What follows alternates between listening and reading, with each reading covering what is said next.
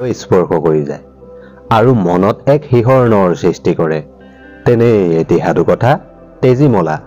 এই সাধুকথাটো ৰসৰাজ লক্ষ্মীনাথ বেজবৰুৱাদেৱৰ বিৰচিত বুঢ়ী আই সাধু নামৰ পুথিখনৰ পৰা লোৱা হৈছে আৰু সাধুটিত উপস্থাপনৰ সুবিধাৰ্থে ঠায়ে ঠায়ে সামান্য সালসলনিও কৰা হৈছে। ভুল হলে ক্ষমা কৰিব।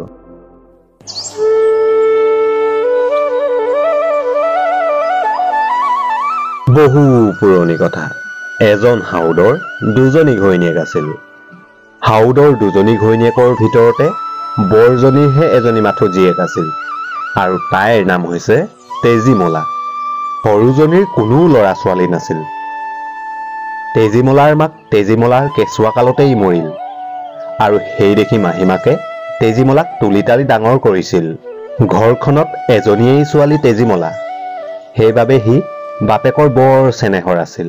কিন্তু মাহীমাকে হলে পেটে পেটে তেজীমলাক সমূলি দেখিব নোৱাৰিছিল। কেৱল গিৰিয়েকৰ ভয়তহে তাই তেজীমলাক প্ৰতিপাল কৰি ডাঙৰ দীঘল কৰিবলগীয়াত পৰিছিল। এই কুলক্ষণী, তই তোৰ নিজৰ মাৰ মূৰটো চুবালিয়ে এতিয়া মোৰ মূৰটো চুবাবলৈহে জীয়াই আছ হা? তেজীমলা, অ তেজীমলা, আছানে ঘৰত? মই তোমালৈ কিবা এটা আনিছো।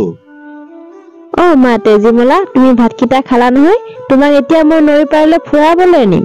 এয়া এয়া চাচোন চা মাজনী তেজীমলা, মই তোলৈ ইমান ধুনীয়া জোতা আনি দিছো। চা কিমান ধুনীয়া লাগিছে।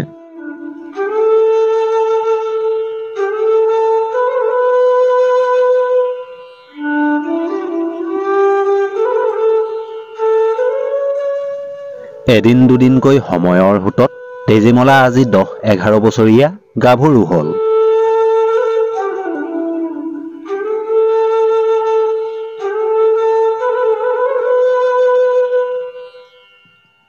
সেয়ে গাঁৱৰে ভাল মানুহ এঘৰৰ সমনীয়া ছোৱালী এজনীৰ সৈতে বাপেকে তেজীমলাক সখী বন্ধাই দিলে। চাচোন চা, তেজীমলাই তাৰ সখীসকলক লগ পাই কিমান আনন্দ পাইছে। অ হয় হয়, বৰ আনন্দ পাইছে। তেজীমলাৰ বাপেক বেপেৰুৱা মানুহ, বেহা বেপাৰলৈ নগলে নচলে। সেই দেখি হততে তেওঁ চাৰিওফালে বেহাই ফুৰিবলগীয়াত পৰে। এবাৰ 6-7 মাহলৈকে তেওঁ বেপাৰৰ নিমিত্তে দূৰলৈ যাবলগীয়াত পৰিল। সেই দেখি হাউদে যাবৰ সময়ত ঘৈণীয়েকক ওচৰলৈ মাতি আনি তেওঁৰ অতি আদৰুৱা তেজীমলাক ঘৈণীয়েকৰ হাতত গতাই দি কলে, মই এইবাৰ 6-7 মাহলৈ বিদেশলৈ যাওঁ। তোৰ হাতত মোৰ তেজীমলাক গতালো। তাই আদৰুৱা ছোৱালী, তাইক মৰম বেথা কৰি ভালকৈ ৰাখিবি। আপুনি চিন্তা কৰিব নালাগে দিয়ক। তেজীমলা মোৰ লগত থাকিলে বৰ মৰমত থাকিব নহয়। মাজনী, মই যাওঁ। মাহী আইৰ লগত ভালকৈ থাকিবি।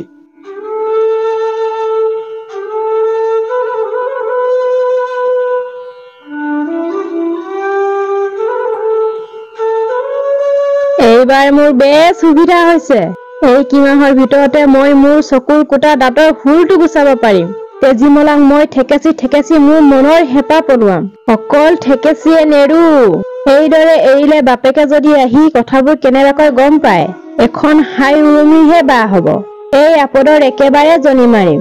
নহলে তেজীমলাক বিয়া দিওঁতে মোৰ ঘৰৰ আটাইখিনি বস্তুৱে তাইৰ লগত উলিয়াই দিব লাগিব। এই তেজীমলা হল মোৰ সতিনীৰ যিহে। মোৰ কপালততো কোনো ল'ৰা ছোৱালী নহলে সতিনীৰ জীকনো পোহপালন দি মৰম চেনেহ কৰি মোৰ কি লাভ হব? বাপেকে তেজীমলাৰ বিয়াত যিখিনি ধন সম্পত্তি উলিয়াই দিব, সেইখিনি সম্পত্তি মোৰ আইৰ ঘৰলৈ সৰকালেহে উপকাৰ হব। সেয়েহে তেজীমলাৰ বাপেক উভতি অহাৰ আগতে কিবা নহয় কিবা এটা বুদ্ধি পাঙি তেজীমলা উৰ পেলাবই লাগিব। মাজনী, বৰ বেছিকৈ চিন্তা কৰি নাথাকিবি। মই সোনকালে ঘূৰি আহিম।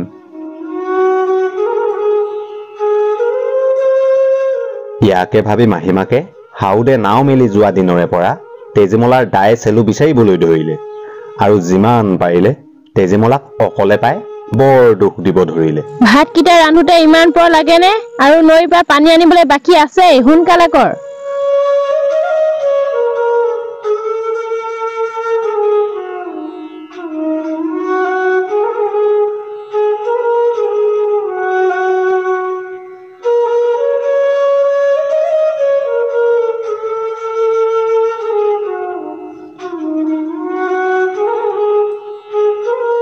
যা যা সোনকালে যা আৰু ভিতৰৰ বাচন বৰ্তনবোৰ ভালকৈ ধুই পখালি থবি। আৰু তামোলৰ বটাটো মোৰ ওচৰলৈ লৈ আহিবি। এনেকৈয়ে কিছুদিন যোৱাৰ পাছত এদিন তেজীমলাৰ সখীয়েকৰ বিয়াৰ দিন আহিল। পৰহিলৈ বিয়া। সখীয়েকৰ ঘৰৰ পৰা তেজীমলাক বিয়ালৈ মাতি পঠিয়ালে। বিয়াৰ ৩-৪ দিন সখীয়েকৰ ঘৰত থাকি তেজীমলাই ৰং ধেমালি কৰি নোৱাই ধুৱাই সখীয়েকক বিয়া দিব লাগে। তেজীমলাৰো বৰ হেঁপাহ যে বিয়াৰ কেইদিন সখীয়েকৰ ঘৰত থাকি ৰং ধেমালি কৰি তাই বিয়া খাব। তেজীমলাৰ মাহীমাকে অনেক দিনৰে পৰা ভাবি থকা কথা এটা সিদ্ধি হবলৈ গৈছে বুলি ভাবি তেজীমলাক বিয়ালৈ যাবলৈ অনুমতি দি লোকক দেখুৱাই উৰুক মুৰুক কৰি তেজীমলাই বিয়াত পিন্ধিবলৈ কাপোৰৰ ইটো জাপ মেলিছে, সিটো জপা মেলিছে, ইটোৰ পেৰা মেলিছে, সিটোৰ পেৰা মেলিছে। এইযোৰ কাপোৰ আমাৰ আইটিলৈ ভাল হ'বনে? এইখন ৰিহা সেইখন মেখেলাই তাক শুৱাবনে? এনেবিলাক কথা কৈ মাহীমাকে তেজীমলাক ভালৰি লগাবলৈ ধৰিলে। মাহীমাকৰ ভাল পাতৰ ৰিহা মেখেলা এযোৰ আৰু এখন উত্তম গুণাৰ পাৰি দিয়া খনীয়া কাপোৰ আছিল।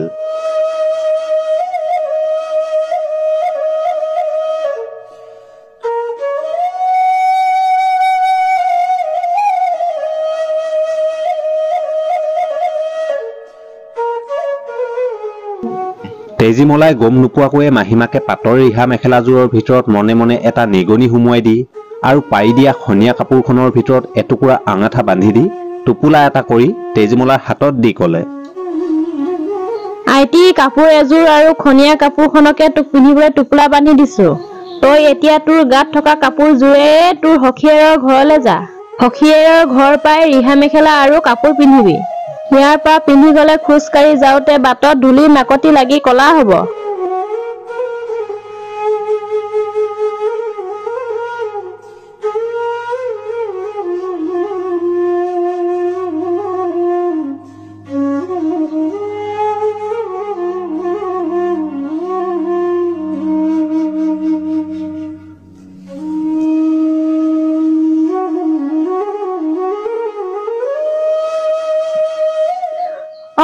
এয়া মোৰ সখী আহি পালেহি দেখোন। সখী, সখী তুমি ভালে আছানে? জানা সখী, তোমালৈ মোৰ বৰ মনত পৰে।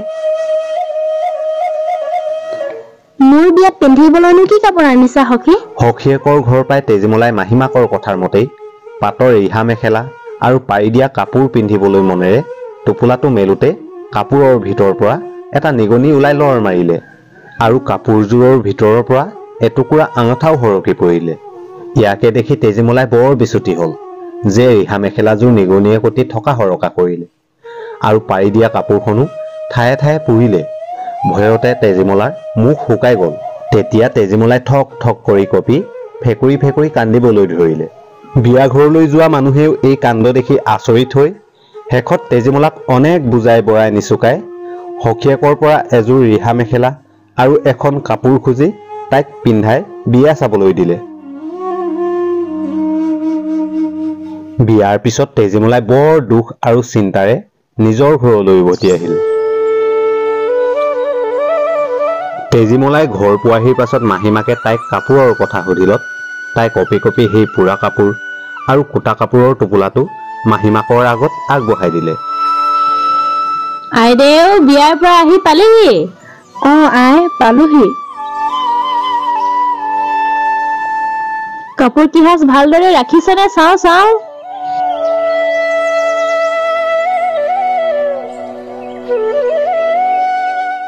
এয়া ইমান ধুনীয়া কাপোৰযোৰ, এয়া তই কি কৰিলি?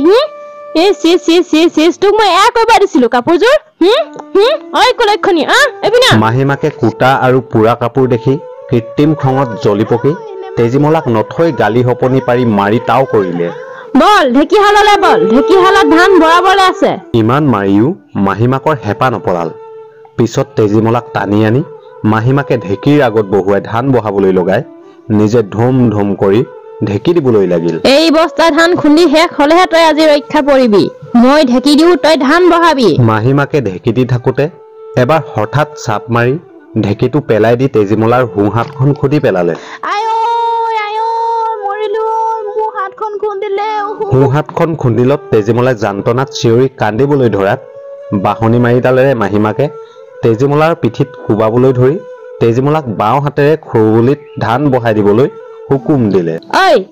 ইমান চিঞৰিছা কিয়? তই মৰি যোৱা নাই নহয়। তোৰ সোঁ হাতখনে খুলিছে, বাঁ হাতখন আছে নহয়। বাঁ হাতৰ বহা বহা বহা, কি চাই আছ? সোনকালে বহা। বাওঁ হাতেৰে তেজীমলাই ধান বহাই থাকোঁতে মাহীমাকে সোঁ হাতৰ দৰেই তেজীমলাৰ বাওঁ হাতখনো খুন্দিলে।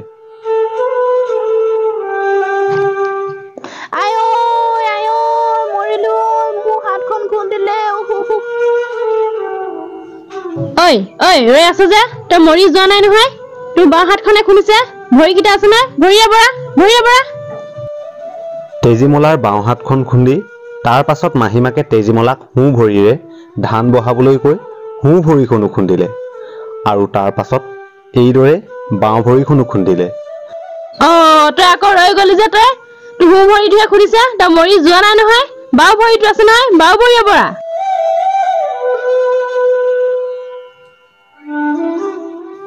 তোৰ হাত আৰু ভৰিহে খুলিছে, ধানকেইটা খুন্দি হৈ গ'লে এতিয়া বাকী আছে। কি ৰৈ আছ তই?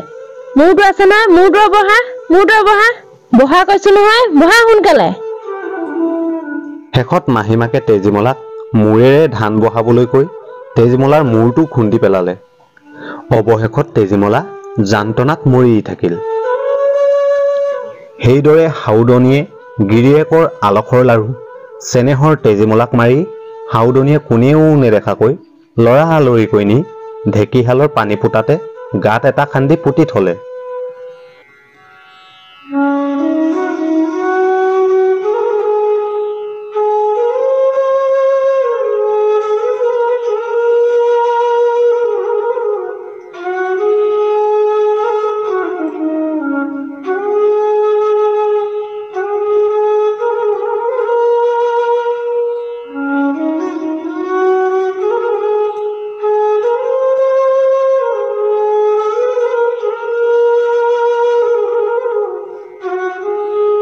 তেজীমলাক পোতা ঠাইডোখৰত কিছুদিনৰ মূৰত এজোপা লাও গছ গজি লহপহ কৰে ডাঙৰ হল আৰু গছ ভৰি বহিয়া বহিয়া একোটা লাও লাগিল। ইফালে ওচৰ চুবুৰীয়া মানুহে ভালেমান দিন তেজীমলাক দেখিবলৈ নাপায়। মাহীমাকক তেজীমলাৰ বাতৰি সুধিলত মাহীমাকে উত্তৰত কয়, হৰা হাউদনী, তেজীমলাক দেখোন বহুত দিন দেখাই নাই।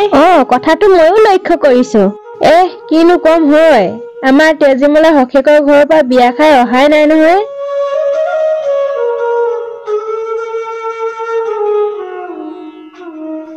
এদিন মাগনী বুঢ়ী এজনীয়ে হাউদনীৰ ঘৰৰ ঢেঁকীশালৰ ছালত লাওবোৰ লাগি থকা দেখি হাউদনীৰ ওচৰলৈ আহি কলে,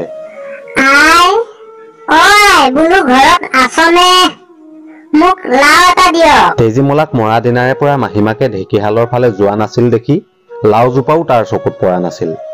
সেই দেখি তাই মাগনী বুঢ়ীক উত্তৰ দিলে, ময়ো তোক লাও দিবলৈ ক'ত পাম? মই নিজে আজি ভালেমান দিন হ'ল লাও খাবলৈকে পোৱা নাই। কিয়নো এনেকৈ কয়? আপোনাৰ ঢেঁকীশালৰ ছালতে দেখোন লাও ভৰি লাগি আছে। বুঢ়ীৰ কথা শুনি হাউদনীয়ে আচৰিত মানি কলে, মই হলে দেখা নাই, তই যদি দেখিছ কেইটা লাগে ছিঙি লগয়। বুঢ়ীয়ে এই কথা শুনি লাও গছৰ ওচৰলৈ আহি লাও এটা ছিঙিবলৈ হাত মেলোতেই লাওজোপাই বিনাই মাত লগালে, হাতুনে মেলিবি লাও নিচিঙিবি, কৰে মগনিয়া তই, পাত কাপোৰ লগতে মাহীয়াই খুন্দিলে, তেজীমলাহে মই।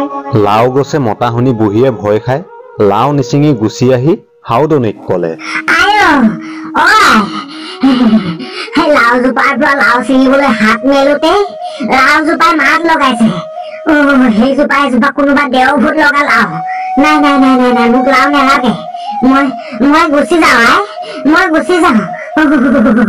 এই বুলি মাগনী বুঢ়ী গুচি আহিল।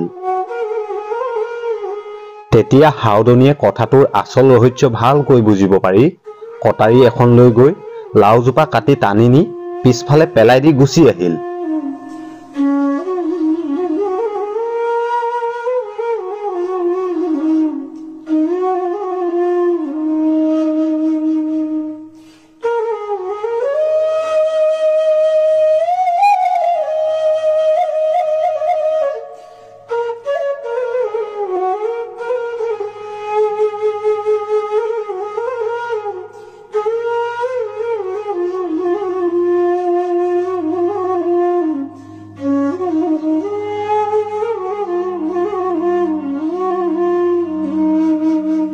লাওজোপা কাটি য'তে পেলাই দিছিল সেইখিনিতে কিছুদিনৰ মূৰত এজোপা জৰা টেঙা হৈ ডাল ভৰি লাগিল। গছজোপাত জৰা টেঙা ইমান বেছিকৈ লাগিল যে তাৰ ভৰত গছজোপা ডুং খাই পৰিল। এদিন কিছুমান গৰখীয়া ল'ৰাই গৰু চৰাওঁতে সেই জৰা গছত জৰা টেঙা দেখি খাবলৈ মন কৰি হাউদনীৰ ওচৰলৈ আহি ক'লে,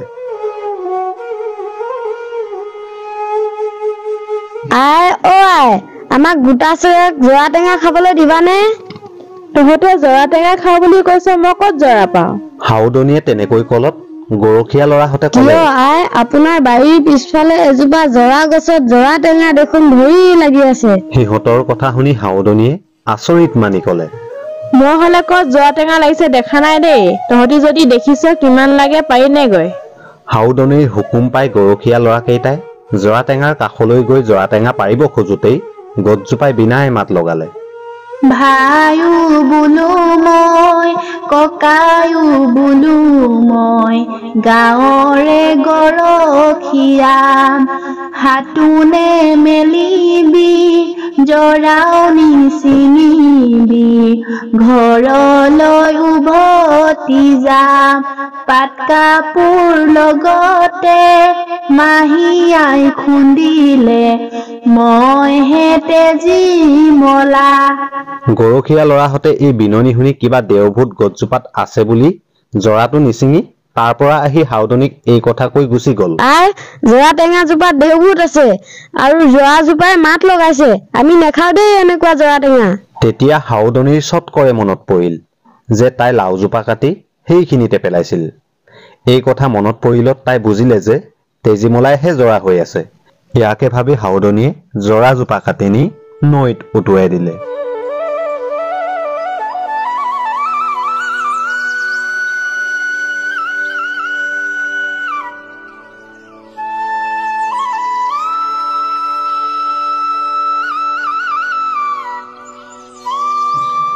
জৰা গছজোপা নৈত উটি গৈ গৈ ওচৰৰে ঘুলি এটাত ৰৈ এজোপা পদুম হৈ এটা সুন্দৰ ফুলেৰে জকমকীয়া হ'ল।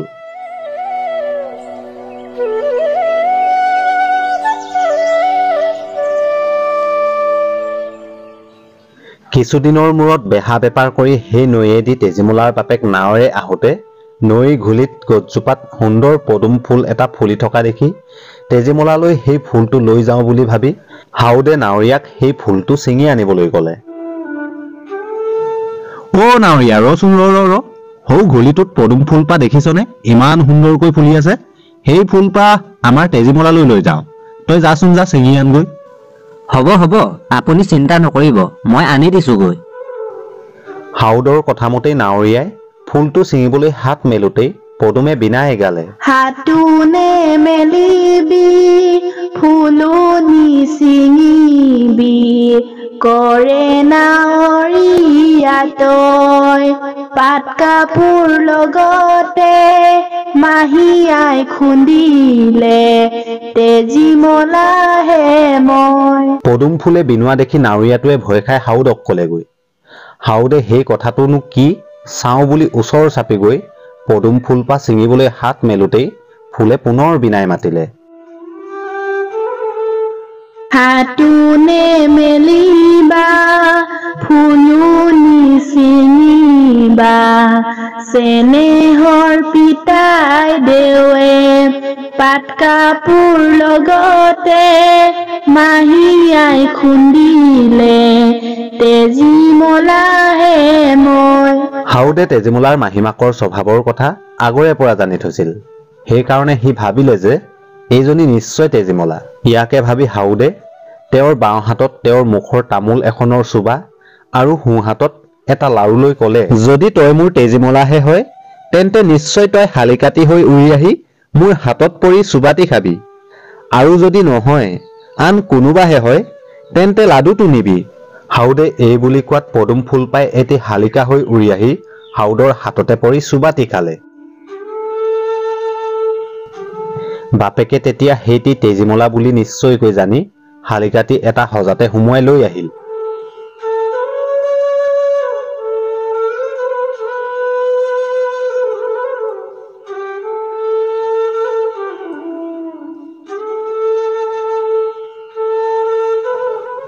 হাউদে ঘৰ পায়ে ঘৈণীয়েকক সুধিলে, তেজীমলা, অ' তেজীমলা, মই আহিলো, ক'ত আছ তই?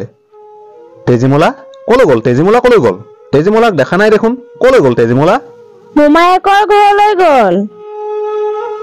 মোমায়েকৰ ঘৰলৈ গ'ল? সঁচাকৈ কৈছনে?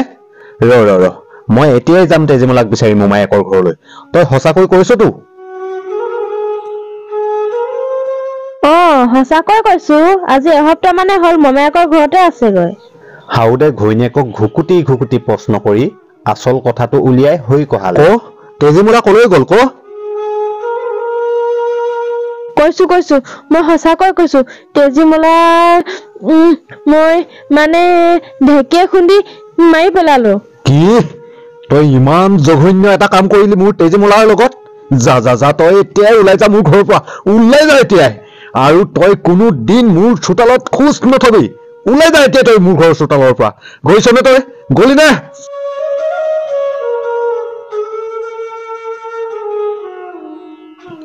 ইয়াৰ পাছত হাউদে শালিকাটিৰ গাত নিজৰ হাতৰ গামোচাখন পেলাই দি ক'লে, যদি তই মোৰ তেজীমলাহে হয়, আৰু যদি মোলৈ তোৰ মৰম আছে, এই গামোচাখন পিন্ধি তই মানুহ হবি।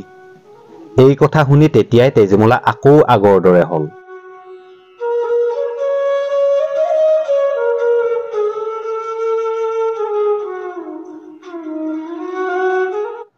দৰ্শকসকল, আপোনালোকে যদি ভিডিঅ'সমূহ চাই ভাল পাইছে, এটাকৈ লাইক কৰিব, কমেণ্টো কৰিব, আৰু আপোনাৰ আপোনজনলৈও ভিডিঅ'সমূহ শ্বেয়াৰ কৰি দিব। আৰু যদি চেনেললৈ কোনোবা নতুনকৈ আহিছে, তেনেহ'লে চেনেলটো ছাবস্ক্ৰাইব কৰি কাষতে থকা বেল আইকনটো প্ৰেছ কৰি ল'ব। তেতিয়া আহিবলগীয়া নতুন ধুনীয়া ভিডিঅ'সমূহ আগতীয়াকৈ চাবলৈ পাব। তেনেহ'লে আজিৰ ভিডিঅ'টো ইমানতে সামৰিছোঁ, আৰু এটা অন্য ধুনীয়া ভিডিঅ'ত পুনৰ লগ পোৱা প্ৰতিশ্ৰুতিৰে।